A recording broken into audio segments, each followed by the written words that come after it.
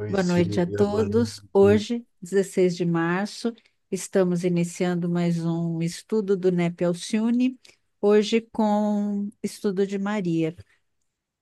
E no estudo de hoje, nós vamos olhar para Maria através da profecia, da, da, da profecia de Isaías, que está no capítulo 7, versículo 14. Então, a gente vai navegar entre o Antigo Testamento e o Novo Testamento. Então, eu tem alguém para fazer oração ou eu mesma posso fazer? Pode fazer. Já faço a Tá. leitura, já está na mão. Então, queridos amigos, queridos irmãos aqui presentes, espiritualidade amiga que também nos acompanha, nossos mentores, querido Pai, querido Jesus, querida Maria, envolva cada um de nós aqui presente, envolva os nossos amigos que não puderam estar aqui presente, que eles recebam o nosso carinho, o nosso afeto. A todos que irão assistir também depois, que eles possam receber a luz de Maria, o amor confortante de Maria, o auxílio da espiritualidade, que possamos, no estudo de hoje, aprender um pouquinho mais sobre os ensinamentos do Cristo, sobre os ensinamentos que o Pai revelou a ele, que possamos iniciar nosso estudo com a inspiração divina, com a inspiração dos mentores desse estudo, com a inspiração de Maria, e que assim seja. Graças a Deus. Vamos fazer a nossa leitura de harmonização. Estão me ouvindo bem? Está funcionando? Beleza. Da obra O Evangelho dos Humildes, Eliseu Rigonati, o capítulo 1, que fala justo da genealogia de Jesus. Eu não vou ler todo, porque senão fica longo, mas aqui ele diz assim: Ô Vera, Mateus, desculpa, você tá com duas coisas, né? está dando Tá dando microfonia? eco. Tá dando eco. Peraí, vou trocar de lado.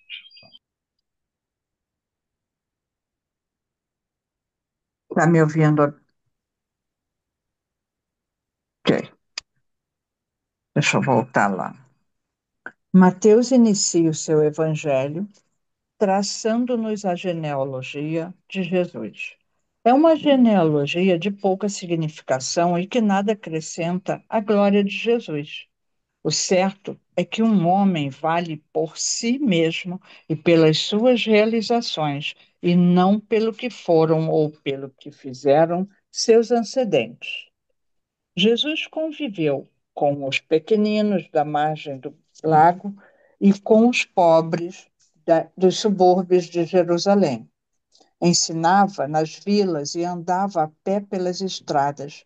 A vida humilde que viveu demonstra-nos que nunca se importou com as grandezas do mundo nem com os poderosos de seu tempo. Por conseguinte, muito menos se preocuparia por seus antepassados. Quanto à sua obra, não precisamos voltar a encarecer a importância dela, a influência que não cessa de exercer, o influxo que continuamente transmite as realizações nobres da humildade, o abrandamento do caráter e a moralização dos costumes de todos os que a estudam de coração e o sentimento de fraternidade que há 2 milênios desenvolve na Terra, lhe conferem excepcional valor. Jesus foi um médio de Deus, diretamente inspirado pelo Altíssimo. Tornou conhecido dos homens o código divino, pelo qual a terra se ilumina espiritualmente cada dia mais. Ponto. Silvia? Meus queridos, então a gente vai começar um estudo, né? E para os que estão chegando agora, geralmente é versículo a versículo. Então a gente começa fazendo a leitura do versículo. Então, quem tiver alguma Bíblia que queira fazer a leitura da sua versão, esteja à disposição, tá? Eu estou aqui com a Bíblia de Jerusalém, que diz assim: então nós vamos, Isaías, capítulo 7, versículo 14, que é a primeira. A gente vai conversar um pouco sobre isso, mas é uma referência que os cristãos levam a crer ser a primeira referência, a uma referência a Maria, ser uma profecia messiânica, tá? Tem a referência a Maria em Gênesis 3,15, que também está como referência cruzada, que a gente colocou nos estudos. Então, a gente também vai passar por esse versículo hoje, mas eu vou ler a de Jerusalém. Pois sabei que o Senhor mesmo vos dará um sinal. Eis que a jovem concebeu e dará à luz um filho, e por-lhe-á o nome de Emanuel. Alguém quer fazer a leitura de uma outra versão que esteja em mãos? Ou se alguém tiver com NapSearch, Eu estou aqui com algumas, mas eu posso ler a de Ferreira de Almeida, tá? por favor. Eu acho que é parecido. Portanto, o Senhor mesmo.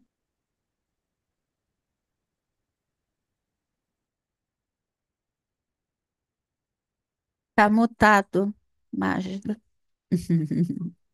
Desculpa. É,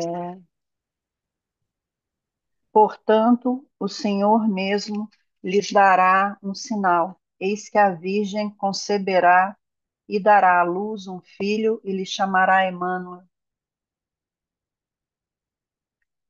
Deixa eu ver se eu tenho aqui uma outra Tem para ler. alguma nota de rodapé? Por Tem. favor, também é importante ler a nota de rodapé. Emanuel significa em hebraico Deus está conosco. Esse nome simbólico reafirmava uma vez mais a proteção divina para a dinastia real e para o povo. Filho.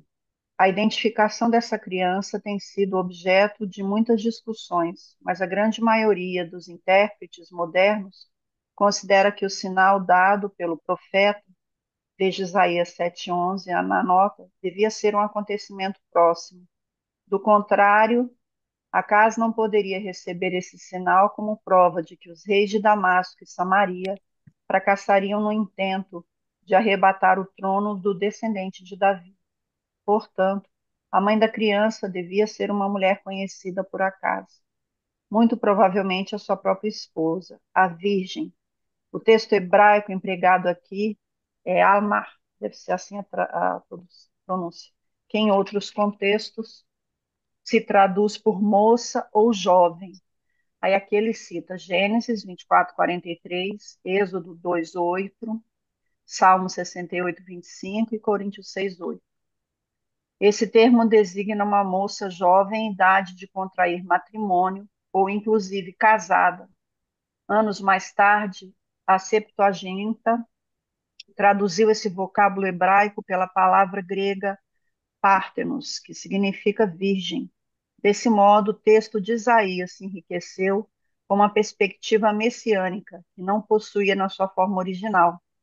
Essa releitura messiânica não carecia por completo de fundamento, porque as palavras de Isaías se fundamentavam nas promessas do Senhor a Davi, isto é, em uma palavra profética que continha como em semente toda a esperança messiânica de Israel. Por isso, o evangelista pôde citar essa profecia como um anúncio do nascimento virginal de Jesus. Isso está em Mateus 1:23. Aí a gente vai Perfeito. até 14, né? Uhum. É muito importante quando tem notas de rodapé a gente dar uma lida nas notas de rodapé, que elas explicam alguns conceitos, alguns contextos, e para um maior entendimento sempre é enriquecedor. Vocês querem mais alguma outra leitura? Ou a gente já tem alguém que tem alguma leitura que está mais. A gente não busca as diferenças, isso é importante dizer. A gente busca tentar compreender as, as versões. Então, não é, a gente não vai se ater às diferenças, mas a gente sempre tenta ler duas ou três versões. Tem algumas versões que está virgem, e tem outras que está a jovem. Então, isso a gente, como a Mágida leu, é da tradução, a gente vai ver também durante o estudo. Mas antes da gente começar, quem que foi Isaías, né? Isaías, ele foi um profeta de Judá, da tribo de Judá, entre 740 a 680 antes de Cristo. E a missão dele era chamar as pessoas para se arrepender dos erros e anunciar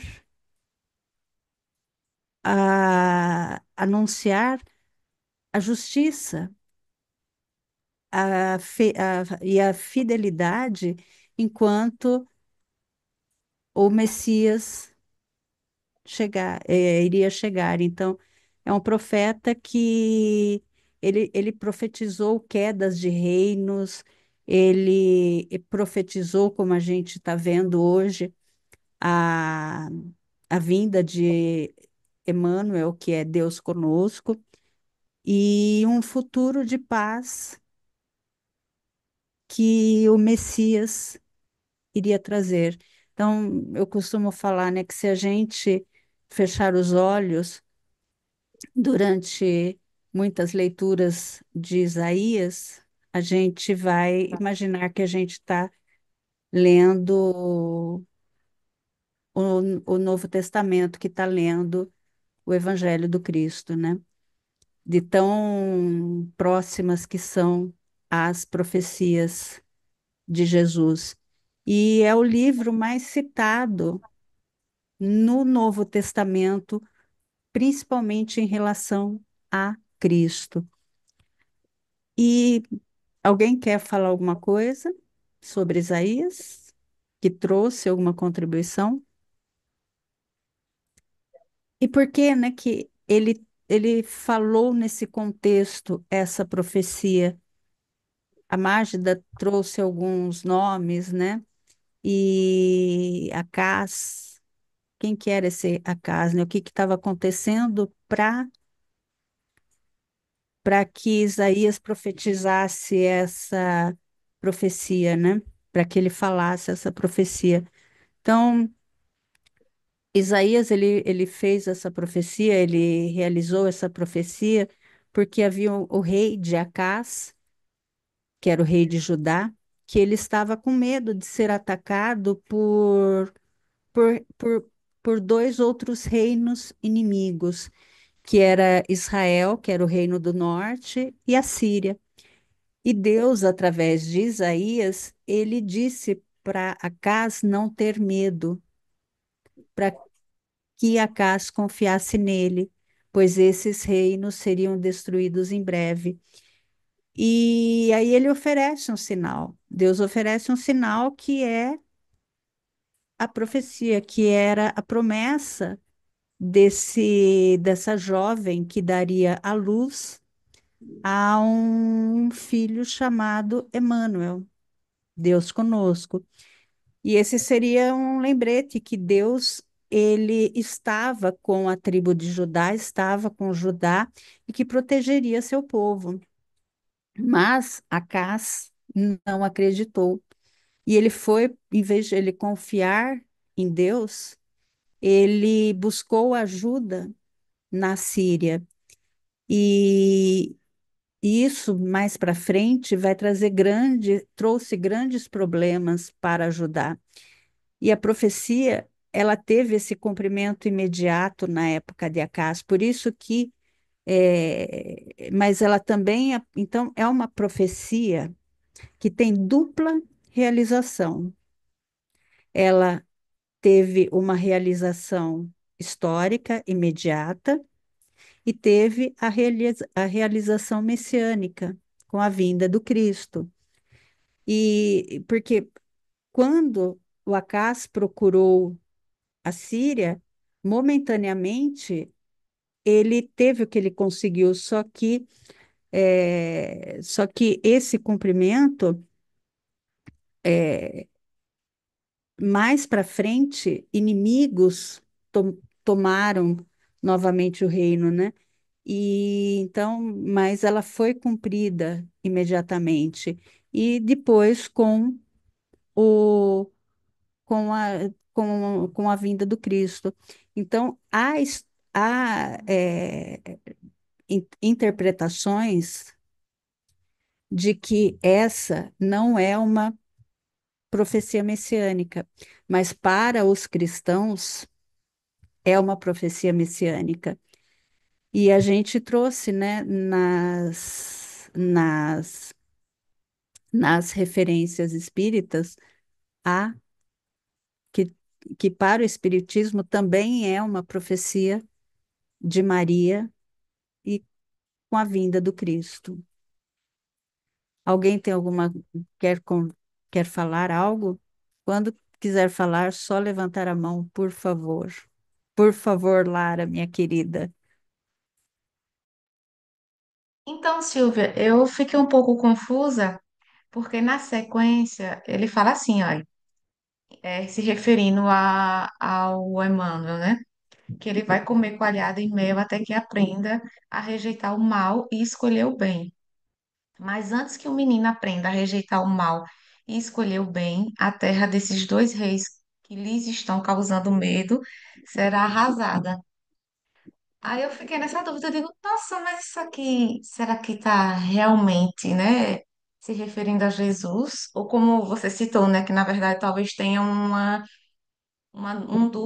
dupla interpretação, né? Se encaixa em Cristo, mas também se encaixa talvez como no comentário que Magda leu, que na minha Bíblia também tem uma referência ao filho do rei, né? Que aí ele fala dessas orientações, que ele vai ter que rejeitar o mal, aprender a rejeitar o mal e escolher o bem. Aí, quando a gente pensa em Jesus como um espírito, né, que ele é elevado e tudo, aí eu fiquei assim, poxa, mas Jesus aprender a rejeitar o mal, isso aqui não tá com cara de ser dele, não. Aí eu fiquei nessa dúvida com o trecho que segue, né, essa passagem. Mágida, minha querida. Ó, aqui ali, a Bíblia do Estudo de Genebra, que eu acho que é isso que você também você pesquisou nela, né? Para poder. É bem grande também e ela tem bastante, tem mais coisas do que a de Ferreira de Almeida. Não sei se vale a pena. Inclusive tem essa pergunta da Lara, tá aqui, ó, na nota de rodapé também. Mas aí Por eu não sei se vai tomar. favor. É? Tá. Se tomar muito Você quer tempo aí, bater você um me. olho e ler? É, qual que você prefere Não. a que fala E dar e ler resumido? e. Bom, leia. A gente não Tá, tem pressa. tá bom. Aqui, gente, essa é do Estudo de Genebra, tá? Essa é uma Bíblia do Estudo de Genebra. Aí ele fala assim, ó, a CAS, vamos lá antes, tá, Lara? É a do 14 mesmo, tá? A CAS recusou-se a escolher um sinal, de modo que Deus escolheu por ele. A palavra hebraica, aí fala Almar, né? Refere-se a uma donzela em idade de casamento, com conotações de virgindade. Ela aparece 7 vezes, sendo que em nenhuma delas como uma donzela que tenha perdido a virgindade.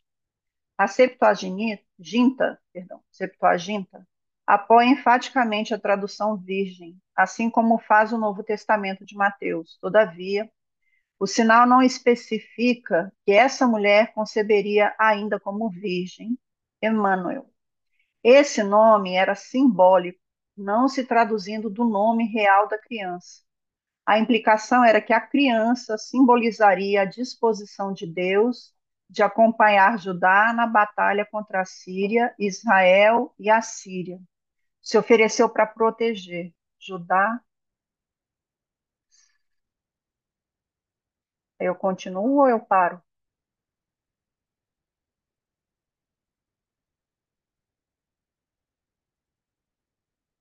Está sem microfone, Silvia.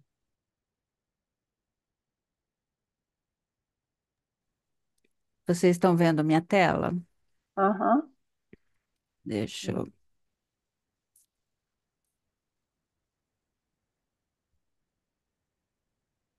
Não está no modo de apresentação. Eu vou colocar, deixa eu ver, apresentar em tela cheia. Eu continuo lendo ou eu paro? Pode ler, pode Tá. ler. Se ofereceu para proteger Judá da coalizão sírio-israelita e da Síria, mas Acaz rejeitou a oferta. Desse modo, a criança Emmanuel, que nasceria mais tarde, revelaria a insensatez de se rejeitar a oferta graciosa de Deus. O Novo Testamento identifica o nascimento virginal de Jesus como um cumprimento desse sinal, em Mateus. Mas os cristãos têm assumido visões diferentes quanto à maneira de entender esse cumprimento. A compreensão tradicional cristã é que o próprio Isaías tinha em mente o nascimento sobrenatural do Messias e apontou diretamente para esse acontecimento no futuro distante como um sinal contra a descrença de Acás. As principais dificuldades com essa visão são que esse sinal foi dirigido a Acás, que morreu centenas de anos antes do nascimento do Cristo, e que o nascimento da criança Emmanuel deveria acontecer antes da destruição da Síria, o que aconteceu pouco depois de a profecia ter sido declarada. Segundo um grande número de comentaristas, sustenta que Isaías estava se referindo a uma Ah, virgem com a qual ele estava comprometido para se casar. Gente, aqui é essa nota de rodapé da de Genebra, é, tá? Depois da morte de sua primeira esposa, de acordo com essa visão, quem ele tinha em mente era rápido, despojo, presa, segura. Não sei por que está dizendo isso. Descrito no, cap... Descrito no capítulo seguinte. A partir dessa perspectiva, a mulher e a criança dos dias de Isaías eram tipos de prefigurações do nascimento virginal de Jesus. Assim como a criança da época de Isaías foi tanto um sinal de redenção do povo de Deus, como um julgamento contra a descrença, do mesmo modo, Jesus foi o sinal derradeiro de que Deus resgataria o seu povo fiel e traria julgamento contra a descrença entre os judeus que haviam rejeitado a oferta de Deus de salvação nele. eu acho que tá bom. Eu acho que É, tá bom, Magda. tá ótimo. É, É, o que que a Lara, ela foi sobre o versículo seguinte, né, isso, Lara? que é Ela pequenininho aqui, é a que ela nota de ficou na rodapé. dúvida. Alguns estudiosos, é, alguns intérpretes, eles falam que desse quem é esse menino, né? É uma interpretação difícil, mas não tem um consenso absoluto. E que alguns falam, tem como referência o segundo filho de Isaías. Ele tem até um nome bem diferente, Maher Shalal Hasbaz, porque no próximo capítulo de Isaías, ele vai registrar sobre eis que eu e os filhos que o Senhor me deu seremos para sinais e maravilhas em Israel. Então, há alguns historiadores que falam que esse próximo versículo já seja sobre Não, Aqui na Bíblia ele já eu li, Ah, ele coloca já na parte de a interpretação já entra no versículo 14. no versículo 14? Entra, exatamente. Ele já descreve isso. Então é no Já fala. versículo 14, não é no capítulo seguinte. E essa questão de seria também esse leite que fala, esse mel, seria mais uma dieta de pobreza, seria um voto mais de pobreza e de falar dessas terras sendo invadida por forças inimigas. Então, então o que que a gente pode, vamos tentar o que está por trás da letra, né? O que que estaria por trás da letra desse versículo? Essa anunciação de Isaías para Acás teria sido uma grande oportunidade para ele, porque ele, naquele contexto, ele estava envolto em idolatrias, ele estava num contexto eh, com a monarquia síria, ele tinha algumas atitudes desleais, então seria uma ótima oportunidade para ele romper com esses erros deles, né? Dele e se libertar, mas foi falado para ele confiar um pouco mais em Deus. Isaías traz a profecia para ele confiar em Deus, que Deus estaria conosco, né? Que viria um Emmanuel, né? Que viria um Deus conosco, né? Mas ele foi incapaz de ouvir isso. Então, ele foi procurar ajuda na Síria, né? E ele rejeitou essa proposta de Deus, de esperar, essa proposta de paz, enquanto Deus cumpria os seus trâmites legais, né? Que Deus não é imediatista como a gente, né? Então, ele conseguiu a paz momentânea, por isso que essa profecia tem dupla realização. Ele conseguiu a paz momentânea que ele queria, mas logo veio um inimigo mais terrível ainda, que ficou no lugar dele. Então, e se a gente. Então, vamos tentar pôr um pouco a gente no lugar, né? Se a gente for capaz, será que a gente é capaz de sentar ou esperar num momento de tribulação grande? Deus fala: espere um pouco, porque Deus está conosco, Emmanuel está conosco, né? Virá a paz, virá a calmaria. Será que a gente aguarda com paciência, resignação, ou a gente vai ser como Acás, procurar uma atitude imediata que vai resolver momentaneamente, mas depois vem uma tribulação maior ainda, porque a gente não confiou nos desígnios de Deus. Então, essa dupla interpretação, essa dupla realização da profecia, inicialmente, inicialmente ela era vista apenas como uma profecia para o reino de Acás, mas depois foi vista como uma profecia messiânica. E aqui a gente vê, né, que nem na leitura de rodapé e numa da, não é possível ser dogmático. e de acharmos que é o nascimento não é o nascimento do Cristo através da Virgem, né? Porque eles, no grego, no hebraico, usa alma, que quer dizer uma jovem em idade de casar. Também não está claro qual significado deve ser atribuído à alma. Tipicamente, o significado atribuído é uma jovem em idade de casar, com a clara implicação de que a concepção ocorre de forma natural.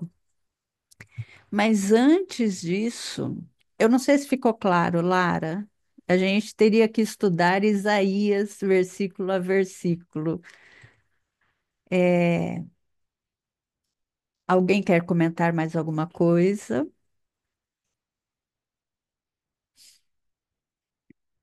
Antes, vamos dar uma olhada no versículo.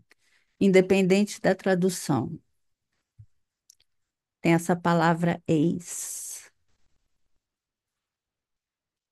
Toda vez que essa palavra eis, então, a palavra eis no hebraico significa hine e é traduzida como eis. Mas toda vez que esse eis surge numa escritura, ela surge para chamar a nossa atenção de que algo grandioso vai ser anunciado, de que algo de grande importância ou urgência vai ser falado. Então, é uma interjeição que na Bíblia ela indica um evento significativo. Então, toda vez que ela aparece na Escritura,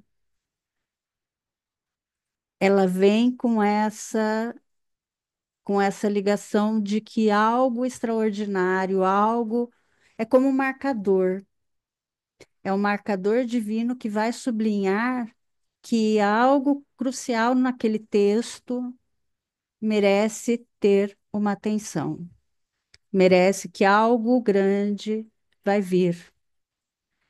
Então, no contexto de Isaías, ele fala: eis que a virgem, ou eis que a jovem, que a alma concebeu e dará à luz um filho. E esse filho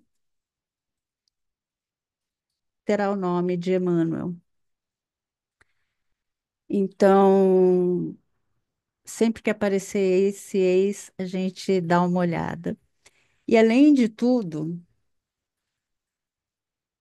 é um texto, esse versículo, como nós já tivemos essa impressão, ele é considerado um dos versículos mais difíceis das Escrituras por conta dessa dupla interpretação, por conta dessa dupla revelação. Então, é um versículo que ele é controverso exegeticamente, que mas a gente vai para a gente ver, será que é uma profecia messiânica? Aí a gente pega lá em Mateus 1, 22, 23. Ele, ele vem trazer essa confirmação, né? Então, Mateus, ele cita diretamente Isaías, em 1, 22, 23. Tudo isto aconteceu para que se cumprisse o que foi dito da parte do Senhor pelo profeta que diz. E aí vem Isaías. Então, Mateus, essa, ele vem trazer essa atenção para a gente. dessa profecia messiânica. E aí também na genealogia. Opa, por que que eu apresentar?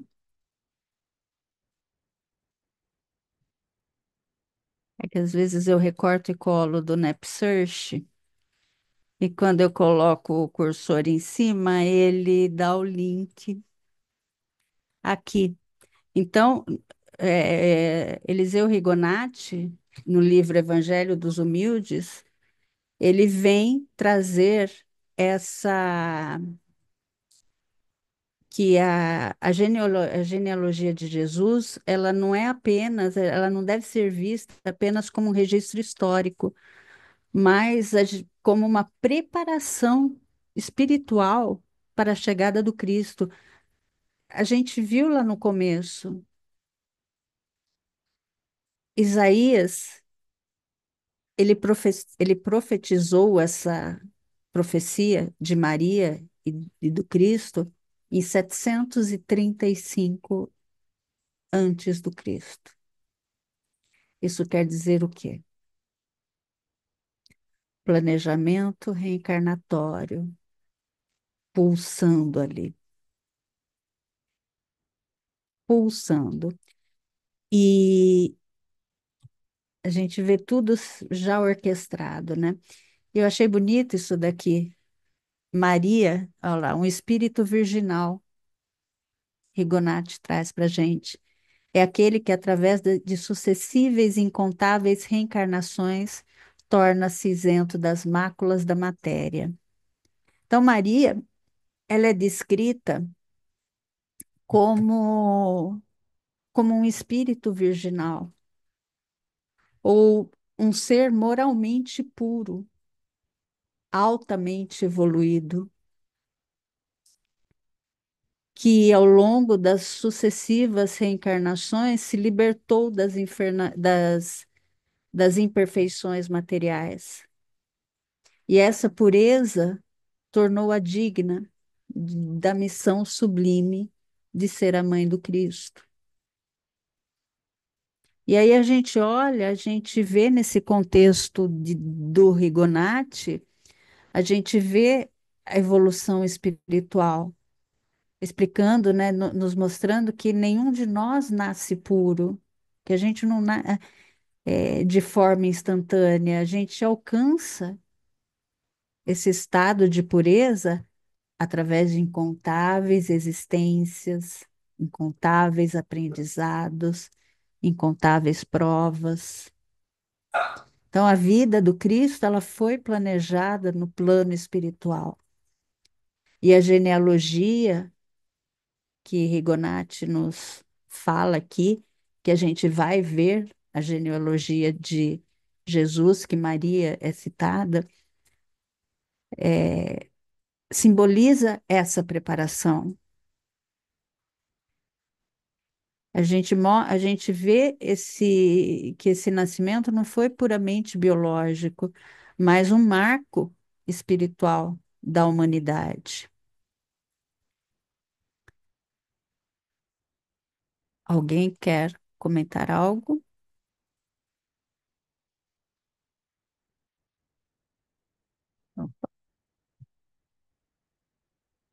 E vamos.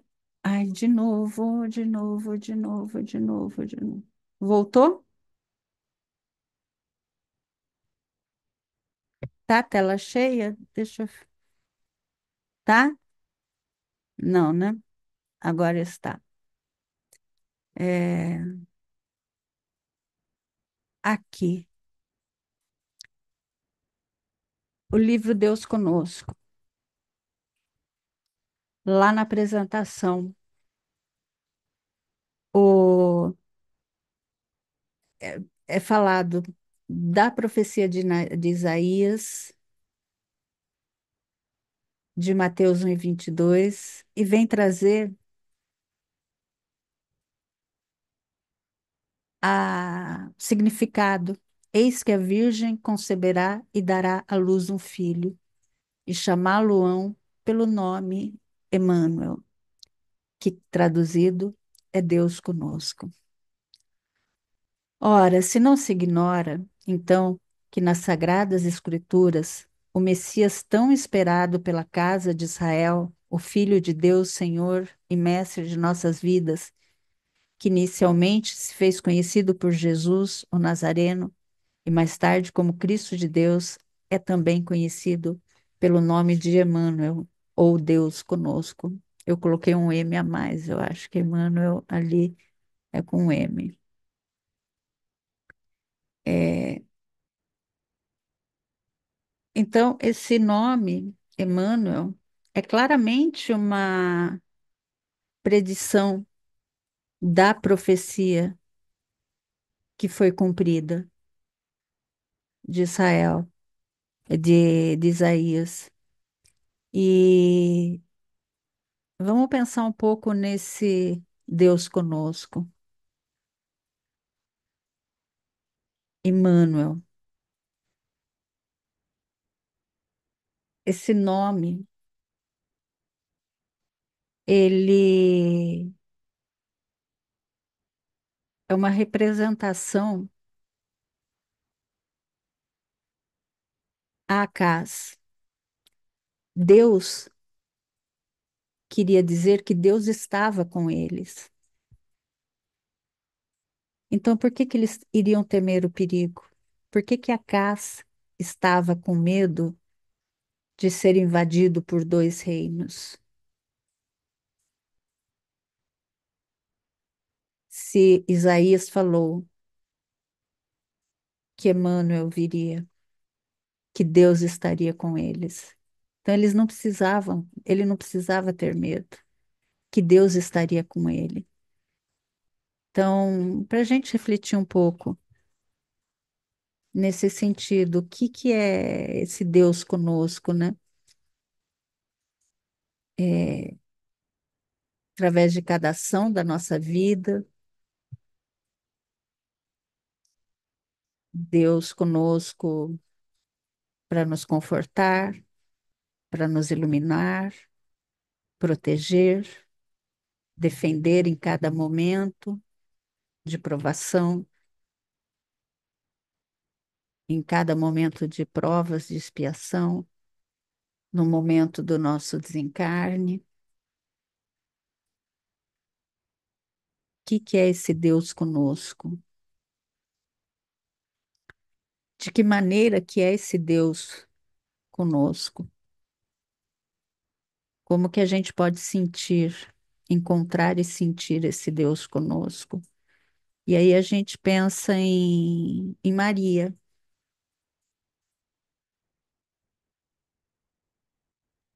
Se Deus é conosco, e vamos pensar na revelação, nessa revelação singular de Emmanuel. Foi através dela que Deus veio habitar com nós, habitar em nós. Que ele fala, Deus conosco. Uma jovem irá ter um filho, seu nome será Emmanuel. Se Emmanuel significa Deus conosco, quem que é Maria? Maria é aquela que trouxe Deus para estar conosco no mundo.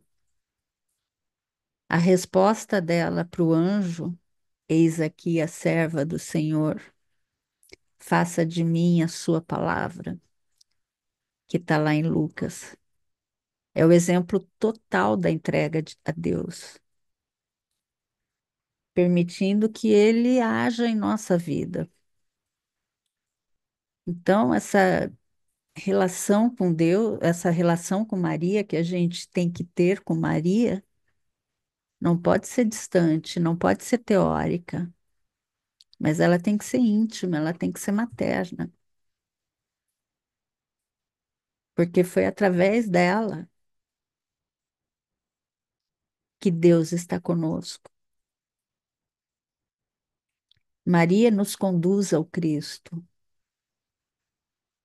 nos ensina a acolhê-lo, a gerar sua presença em nossos corações e a ter confiança plena em Deus. Aquela confiança que Acas não teve,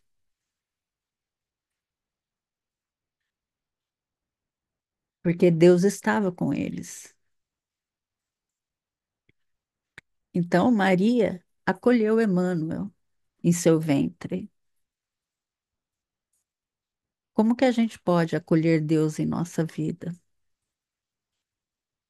Maria é essa ponte para essa intimidade com Deus. Se Jesus veio ao mundo, veio por intermédio dela. E por que não irmos até Ele por intermédio dela, quando precisarmos? Será que a gente a gente se recorre a ela apenas nas dificuldades? Ou a gente quer ter uma relação diária de confiança, como um filho com sua mãe? Então, a gente vivendo essa profecia de Maria como portadora de Emmanuel, a gente tem que tentar ser como a gente pode deixar que Maria seja portador de Cristo para o mundo, para assim como ela trouxe Cristo para nós. Maria é a mulher do sim absoluto a Deus, da entrega absoluta a Deus. Então, a nossa relação com Maria tem que ser profunda, íntima, cheia de amor. Quanto mais nos aproximarmos dela, mais nos aproximaremos do Cristo. Se a gente quer viver verdadeiramente o significado desse Deus conosco,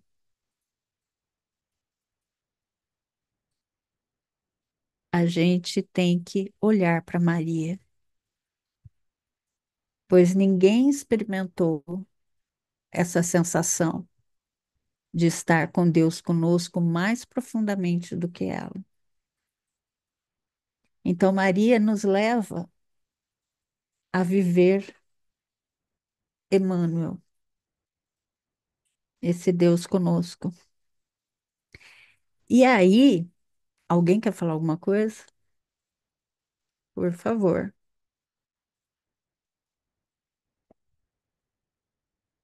Lara, quer falar? Tá mutado, se for querer falar. Não, o que eu ia falar foi uma coisa interessante, mas assim, eu acho que vai desconcentrar um pouco. Hoje eu fui fazer uma prova na cidade vizinha minha. E aí, quando eu estava voltando, retornando, né? Tinha feito a prova, estava retornando para a minha cidade de origem. Tinha uma casa de uma pessoa que o portão era a imagem de Nossa Senhora. Eu disse: Olha que interessante. Eu achei lindo. Era bem bonito, bem diferente. Eu nunca tinha visto na minha vida. Eu digo: Repara, essa é bem seguidora de Maria mesmo. Eu, lindo, muito lindo o portão. Lindo, lindo. Era todo branco e tinha assim a imagem mesmo. Assim, E é tão belíssimo. bonito ver essa entrega, né? Esse amor, né? É, eu Porque nunca tinha visto. muitos Às vezes têm. eu vejo assim um santuáriozinho, né, É, com a imagem, mas assim no portão mesmo assim é, impresso a imagem, nunca tinha visto assim. Lindo. é. Silvia, você sabe que eu agora estava aqui lembrando, eis aqui a serva do Senhor, faça-se em mim segundo a tua palavra. E a palavra de Deus à humanidade é Jesus, né? O verbo de Deus é Jesus, o verbo que se fez carne. Não é interessante isso da gente fazer uma leitura, né? Muito interessante isso. E o Verbo se fez carne dentro de Maria. E always trazendo essa esse anúncio, trazendo esse grande anúncio do Verbo se fazendo carne. A gente vai chegar nesse versículo. A gente vai chegar. E eu participei de um estudo na sexta, a Vera estava junto, do NEP Emmanuel, que a gente já participa, e foi falado do relacionamento íntimo com Deus, conhecer. Conhecer no grego não é esse conhecer nosso. Conhecer em grego e hebraico tem um significado profundo, muito profundo, nas línguas bíblicas, do que no nosso linguajar. Esse conhecer significa experiência, intimidade, relação profunda, transformadora. Então, ele carrega uma ideia de vivência, de proximidade, de união. E tem vários exemplos bíblicos também desse conhecer. E Adão conheceu Eva, sua mulher. E quando a gente pensa em Maria e nesse Deus conosco, esse relacionamento com Maria e Deus precisa ir além dessa teoria que a gente está tendo aqui. Como que está o nosso relacionamento com eles? Mas como que está esse conhecimento, esse conhecer? Como que está essa intimidade com eles? Como que a gente consegue experienciar mais ainda o amor materno de Maria, sentir a sua intercessão, deixar que ela nos conduza a Cristo? E eu também vou falar, eu levei um tombo essa domingo passado. Eu tenho pedras aqui em casa, e eu estava molhando as plantas, eu caí por cima de uma pedra. E poderia ser muito, muito, muito sério, porque a sorte que eu tenho uma pata de elefante, uma planta pata de elefante, que ela já está bem alta, e ela me segurou. No domingo passado eu estava aqui à base de remédio, e eu passei uma semana muito difícil. E eu olhava meu marido com o pé quebrado, minha mãe já de idade, eu falava, eu tenho que estar boa, eu não posso estar. Então eu passei alguns dias com muitas dores. Aí eu falei assim, Maria, me ajuda. Eu tenho que estar bem, porque com um marido que não pode andar, uma mãe com um pouco já de limitação para andar. Falei, eu tenho que estar bem. Eu só sei que eu fiz oração forte no primeiro dia, no segundo dia eu já estava bem. Hoje eu estou sem medicação, mas eu passei uns dias com muita dor. Então, quando a gente recorre, quando a gente conversa, quando a gente tem essa relação de amizade não, essa relação maternal, de filha para mãe, de filho para mãe, ela nos ouve, ela nos ouve. E então, é, esse conhecer, então a gente precisa conhecer Maria. mas não é o nosso conhecer, é esse conhecer do hebraico, esse conhecer bíblico, que envolve essa intimidade, essa experiência,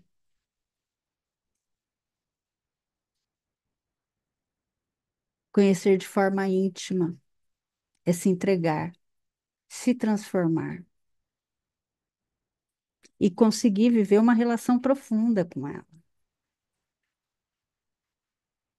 assim como a gente almeja viver com Jesus, com Deus, é saber esperar.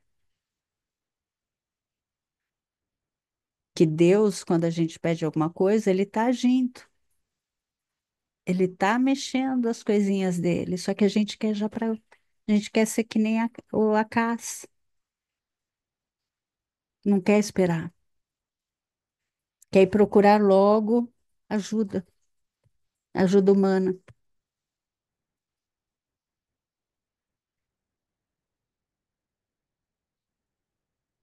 Então, como Maria gerou Jesus, ela aceitou Deus em sua vida, ela aceitou Emmanuel em sua vida, aceitou Deus conosco em sua vida. Então, esse conhecer que a gente tem que aprender a conhecer significa experimentar. O que que eu estou fazendo para experimentar a presença de Deus e de Maria na minha vida? Então, às vezes, é baixar a guarda, como eu fiz essa semana, né? E às vezes um tombo vem para desacelerar a gente um pouco, né? Para mostrar, olha, já tem dois com limitações aqui, você vai ser a próxima. Então aí você baixa a guarda, Maria, preciso de ajuda. Então, será que eu estou tratando Maria, esse meu relacionamento com Maria, com Deus, distante? Ou eu estou buscando uma proximidade real, como uma filha que reconhece o amor de uma mãe, como um filho que reconhece o amor de uma mãe?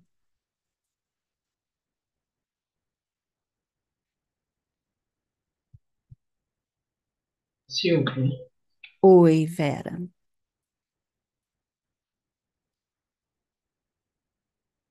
pode falar, esqueci que minha eu tenho querida. que falar do outro lado. Eu mexo em um e falo no outro. É, o ser humano, isso fica bem claro cada vez mais, o ser humano define as coisas a partir do seu conhecimento, conhecimento mesmo, né? Do que ele convive também. Então, tá aí, a gente traz a imagem de Deus como um velhinho bondoso, de barba branca, etc. e tal. A gente traz Deus para cá, para onde a gente está, que é aquilo que a gente conhece. A gente não consegue falar daquilo que a gente não conhece, ou conhece como a gente tem aí no hebraico, né? Do ter vivência, do ter experiência. Maria já era um ser, um espírito evoluído, que já tinha uma convivência muito diferente. Por isso ela logo respondeu também: Eis aqui a serva do Senhor. Agora, nós não precisamos ficar grávidas de um Cristo. Imagina, né? Todos nós aqui ter que ficar grávidos. Mas o Cristo pode nascer em nós de outra forma. Quando nós evoluímos, quando nós temos um conhecimento através do convívio também com os nossos irmãos, com os nossos companheiros de caminhada. A gente percebe o Cristo. Deus está conosco quando a gente tem um olhar para os nossos companheiros de caminhada. Mas a gente ainda está, digamos, normal dentro do estágio evolutivo que nós estamos. Nós não conseguimos compreender Deus, compreender amor, nada disso a gente tem compreensão do que está além. Só estamos aqui no raso ainda, naquele pouquinho que a gente já aprendeu. Mas é uma evolução, vai aos pouquinhos. A Eliane colocou no chat, quando você traz sobre a perspectiva de intimidade, eu sinto que a humanidade está necessitada de sentir esse verdadeiro amor de mãe por todos nós, como que nos colocando de volta nos trilhos. Bom, Realmente, a humanidade está necessitada de Maria. A humanidade está necessitada para ser colocada no trilho, para ser colocada no eixo. A gente está necessitado. Mais alguém quer dar uma contribuição? Ah,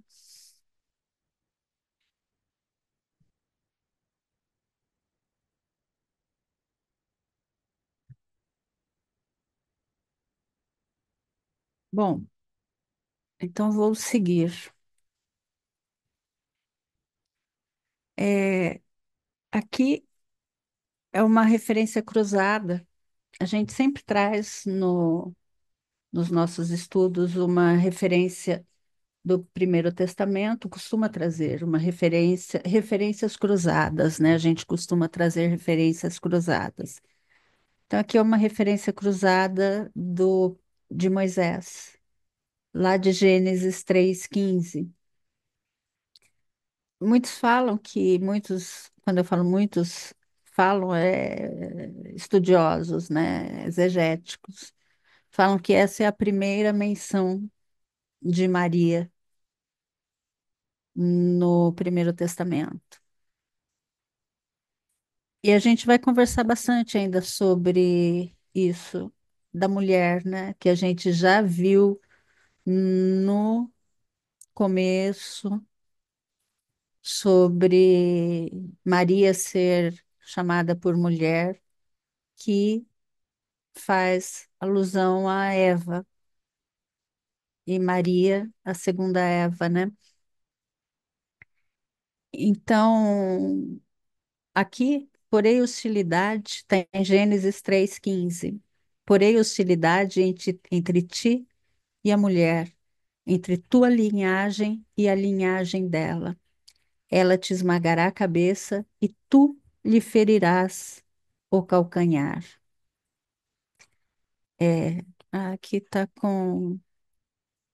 errado esse nome aqui, ela é do slide anterior.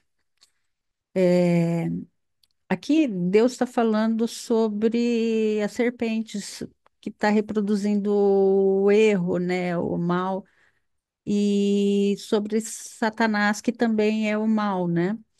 E a mulher aqui, ela pode representar Eva como também no sentido maior, ela simboliza Maria. E o mal também pode simbolizar a comunidade, a Israel, o povo de Deus. Então, seria o conflito com a descendência justa da humanidade.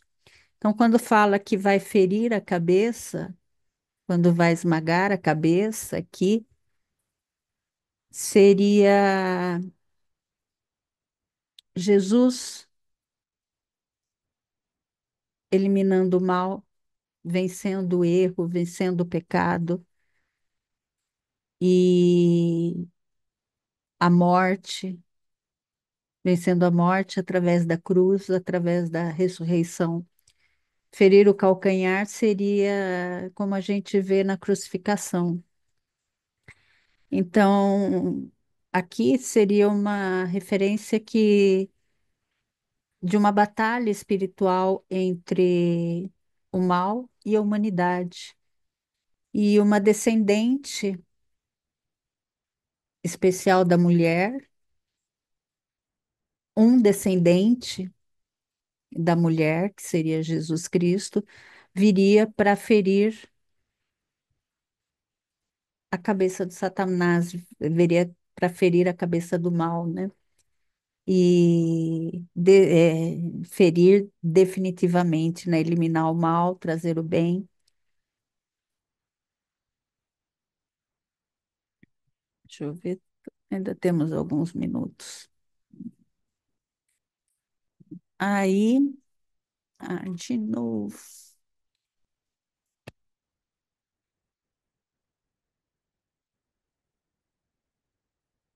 nós trouxemos também um poema de Chico, com Espírito Bocage, que ele também traz essa referência de Isaías, dessa profecia de Isaías.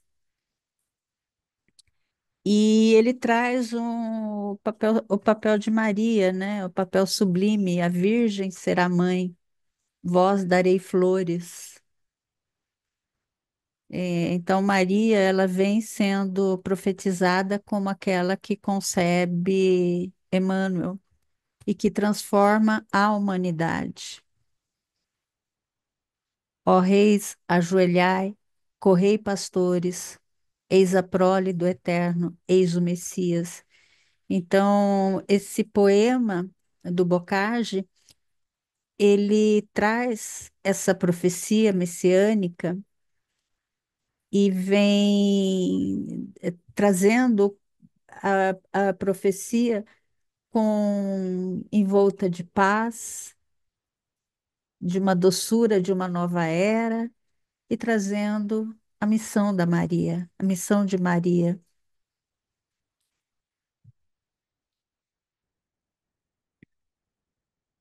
e que Maria é o, o que liga a humanidade, né?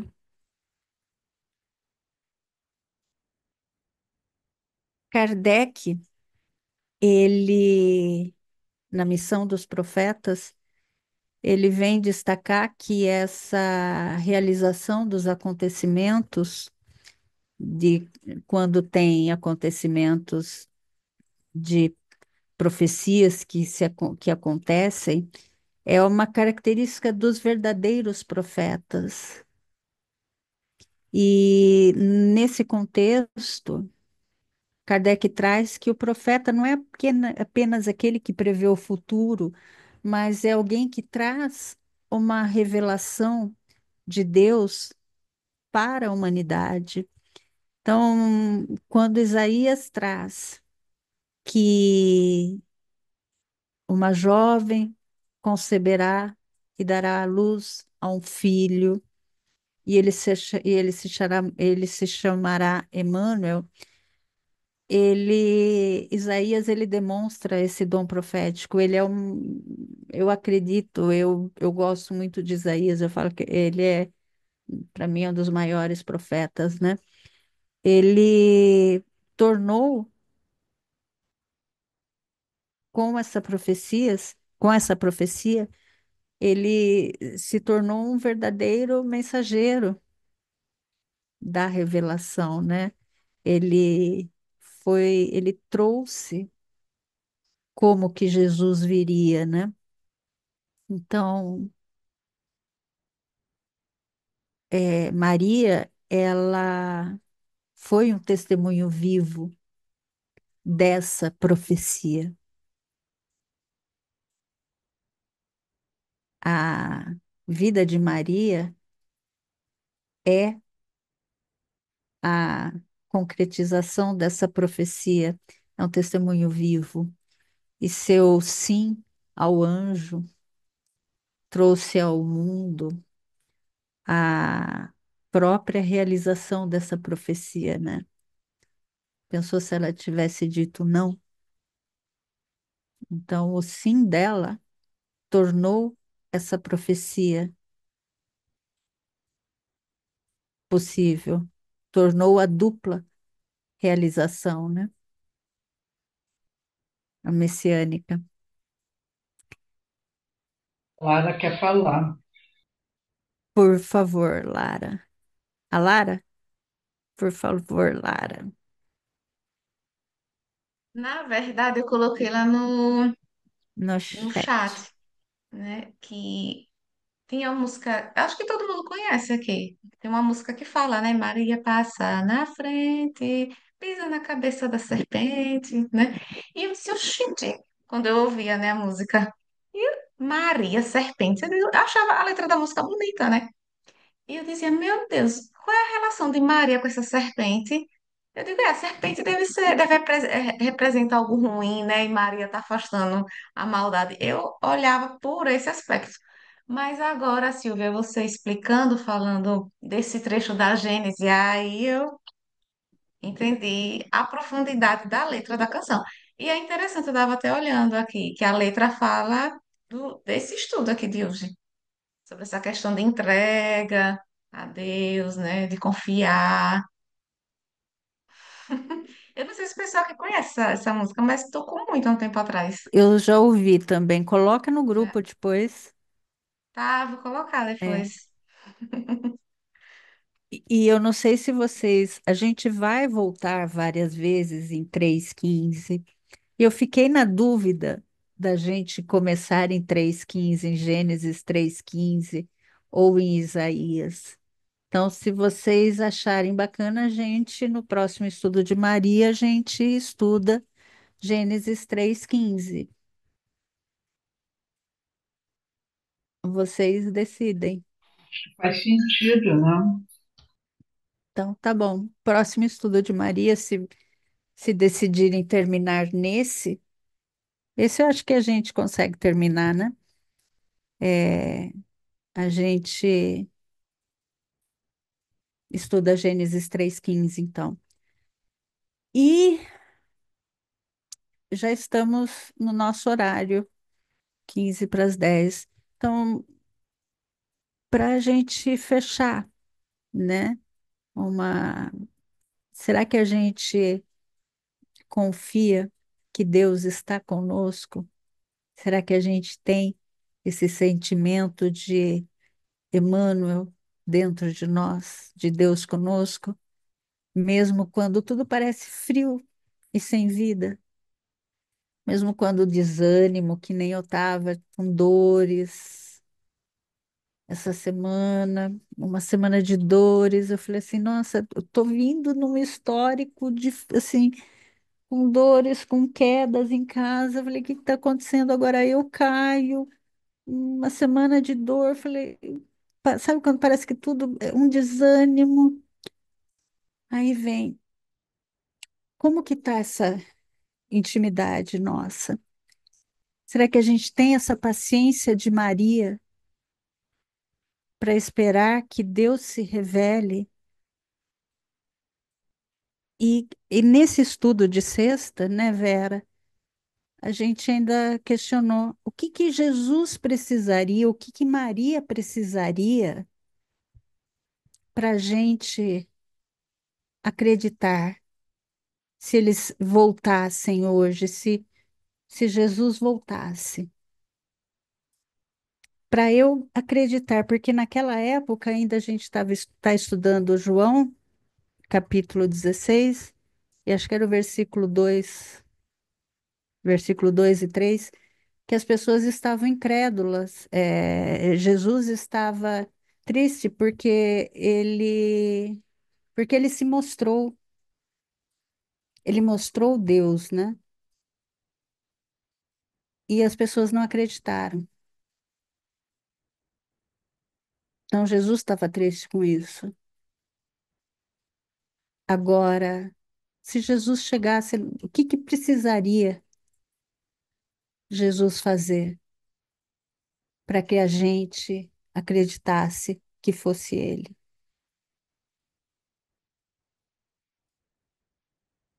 Maria, se Maria voltasse. Quantos, naquela época, quantos não acreditaram? Hoje, será que ia ser diferente? Será que se os dois voltassem, todo mundo iria saber que seriam eles? Todo mundo iria acreditar? As pessoas, nós iríamos acreditar? Ou muitas vezes ele iria passar na minha frente e eu não iria ter olhos para ver.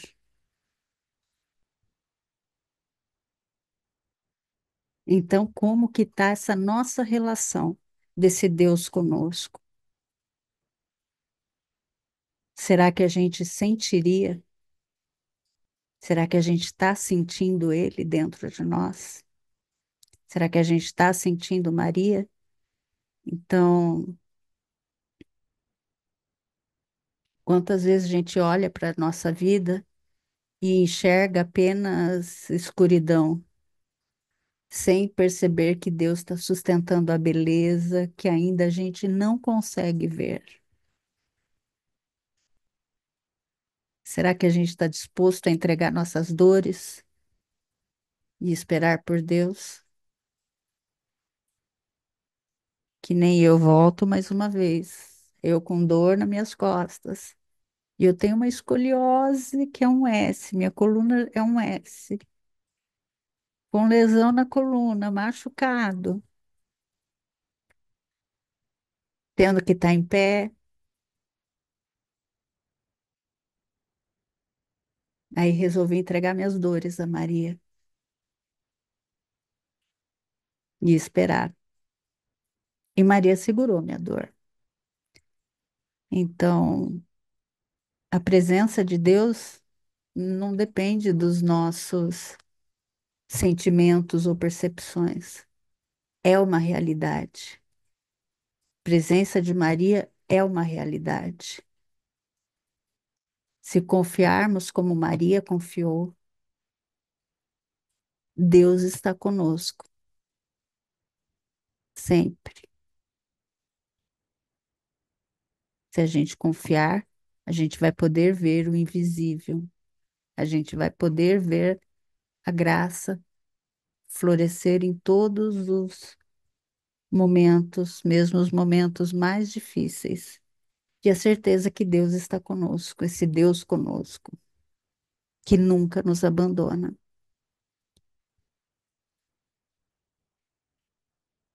Acho que é isso.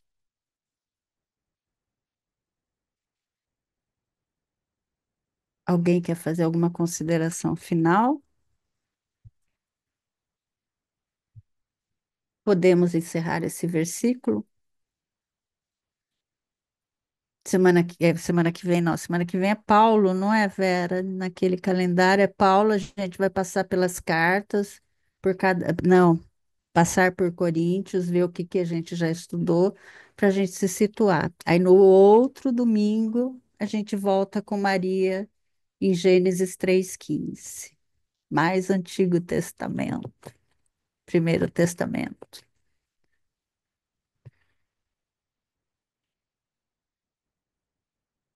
Alguém para fazer a nossa prece? Ou fazer uma leitura, ou cantar? Se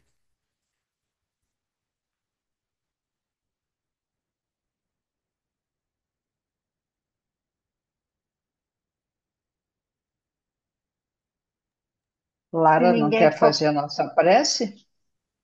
Acho que a Mágida Quem- abriu primeiro. Ah, então Não, não, vai. mas eu falo demais. É só porque se não for, tem uma prece aqui que eu tenho que ela é Por linda. favor, então leia para Pronto, gente. ótimo. Não Eu precisa fico para a ser, próxima. é, pessoal, não precisa às vezes ser, uma prece de cabeça. Pode ser uma leitura, pode ser um trecho bonito, uma prece já feita. Não tem problema. Por favor, Mágida. Aquilo que fala o coração, né? É, Bora lá.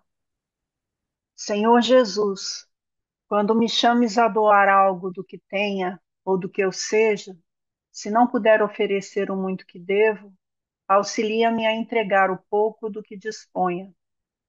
Se eu não tiver essa ou aquela migalha de recursos materiais em favor dos companheiros em penúria, concede-me forças para dedicar-lhes algum momento de trabalho sem qualquer ideia de recompensa. Entretanto, Senhor, se o tempo vier a faltar-me para isso, ajude-me a falar no apoio aos irmãos que sofrem a boa palavra que indique a senda do bem. Se isso ainda não me for possível, Guarda-me o silêncio na prece endereçada a teu infinito amor, a rogar-te intercessão e socorro, porque através da prece enviar-nos-á alguém que me substitua, que fará pelos outros muito mais e melhor. Que assim seja. Linda. Gratidão. Lara, já anotei teu nome para os domingos, tá? Ok.